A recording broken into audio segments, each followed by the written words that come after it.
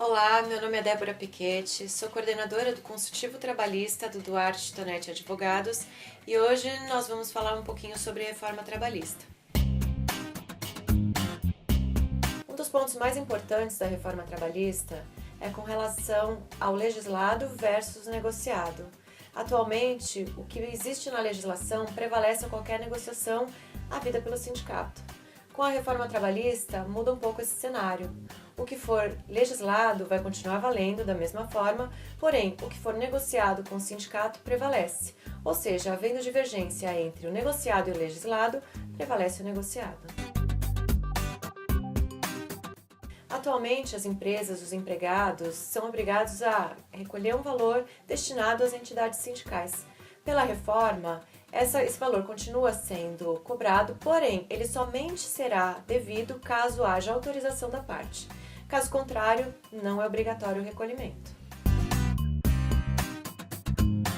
Atualmente, com relação ainda à questão dos sindicatos, nós temos todas as rescisões de contrato que passam de 1 ano de vigência. Nessas rescisões, há necessidade de homologação da rescisão, ou seja, a necessidade da assistência do sindicato para a conclusão dessa rescisão. Por meio da nova redação da CLT, a homologação deixa de existir, o que significa dizer que todo o processo rescisório vai ser feito dentro da empresa. A empresa determina o pagamento das verbas, assina os documentos, libera FGTS e seguro-desemprego e, a partir desse momento, o empregado poderá adotar os procedimentos comuns. A diferença é que, nesse momento, nós temos a homologação e, a partir de novembro, não teremos mais. Atualmente, a jornada de trabalho ela é limitada a 8 horas diárias. Com a reforma trabalhista, nós passaremos a ter a possibilidade de uma nova jornada, que seria de 12 horas de trabalho por 36 de descanso. Essa jornada já existe atualmente, porém ela só é válida mediante acordo com o sindicato e ela acaba se aplicando para somente alguns setores de trabalho. Hoje, com a nova redação da CLT, nós vamos ter o quê? A possibilidade de qualquer empresa adotar 12 por 36, desde que isso seja formalmente pactuado no contrato dos empregados. Pela CLT, atualmente, o intervalo é de 1 a 2 horas para jornadas acima de 6 horas. Por meio da reforma, esse quadro muda um pouco, passando a haver a possibilidade de um intervalo de meia hora. Acontece que para que ele seja válido, vai haver a necessidade de negociação com o sindicato. Isso significa dizer que o intervalo de meia hora, se praticado, porém sem autorização do sindicato, ou seja, sem um acordo firmado com o sindicato, vai ser considerado como ilegal.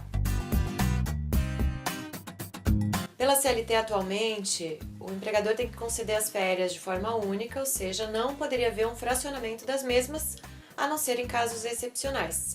A nova redação da CLT autoriza a possibilidade de fracionamento de férias, sendo que pelo menos um dos períodos não pode ser inferior a 14 dias e os demais, nenhum deles inferior a 5 dias. Assim sendo, para as empresas torna-se mais prática a concessão de uma forma que seja viável para a empresa e vantajosa para os empregados também. Diversas empresas vêm nos últimos anos utilizando o que se chama teletrabalho. O teletrabalho é o quê? É o trabalho à distância, via de regra dentro de casa, que daí seria o home office. A questão é que até o presente momento não havia nenhuma regulamentação para essa prática. A reforma trabalhista vem trazendo toda uma tratativa para as empresas poderem adotar o home office de uma forma mais segura.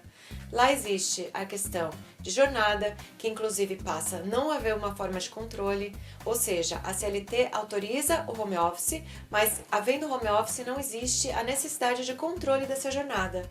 Ela traz a prática com relação à utilização de equipamentos, de infraestrutura, que vai ser acordada entre as partes, e assim, então, essa forma de trabalho fica sendo tratada de uma forma mais segura para ambas as partes.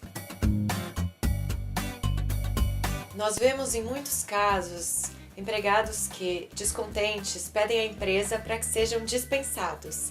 A empresa, por outro lado, em muitos dos casos, fala não há intenção de dispensa, então se houver interesse em desligamento, é o empregado que peça demissão.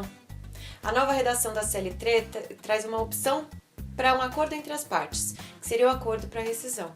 Por meio desse acordo, é pago metade do aviso prévio ao empregado, é também paga metade da multa do FGTS e há um direito ao saque, mas não o saque completo. O saque vai ser de 80% dos valores lá depositados. Por esse novo caminho, então, torna-se mais vantajoso para ambas as partes uma rescisão, onde não é nem uma dispensa sem justa causa e nem um pedido de demissão.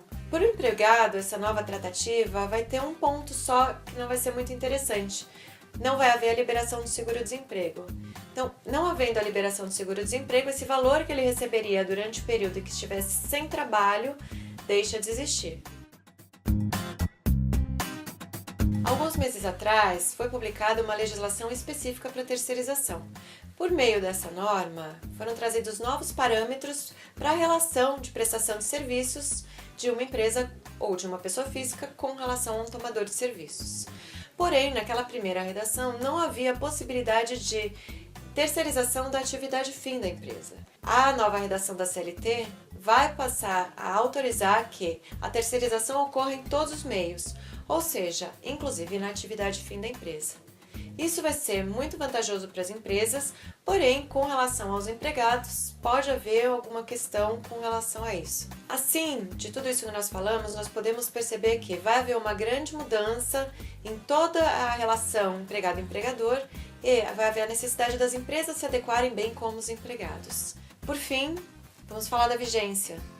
A nova redação da CLT entra em vigor a partir de novembro de 2017, então é importante que as empresas estejam bem antenadas em todas as adequações necessárias para que possam, inclusive, se aproveitar de novas condições que serão vantajosas e tomar mais cuidado com relação a negociações, a tratativas com os empregados.